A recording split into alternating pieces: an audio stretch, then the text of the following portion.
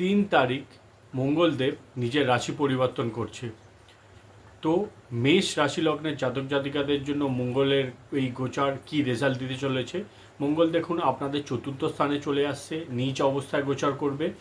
প্রথমেই বলবো যে মায়ের শরীর স্বাস্থ্যের খেয়াল এই সময় আপনাদেরকে রাখতে হবে। আপনার পার্টনারের সাথে মানিয়ে চলতে হবে।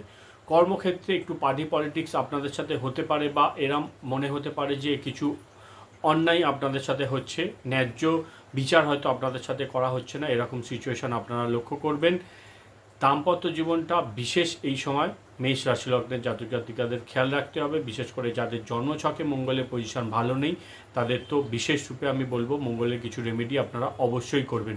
মঙ্গলের রেমেডি করার জন্য আপনারা কি করতে পারেন, মঙ্গলবার দিন সকালবেলা খালি পেটে গুড় একটুখানি যদি আপনারা চেটে নিতে পারেন সেক্ষেত্রে মঙ্গল খুব ভালো আপনাদের রেজাল্ট দেবে। যদি সেটা পসিবল না হয়, ন্যাচারাল হানি মধু যদি আপনারা পান, মধু মঙ্গলবার দিন সকালবেলা একটু মিডল ফিঙ্গারে দিয়ে চেটে যদি আপনারা খেতে পারেন, মঙ্গল কিন্তু খুব ভালো রেজাল্ট আপনাদেরকে দেবে।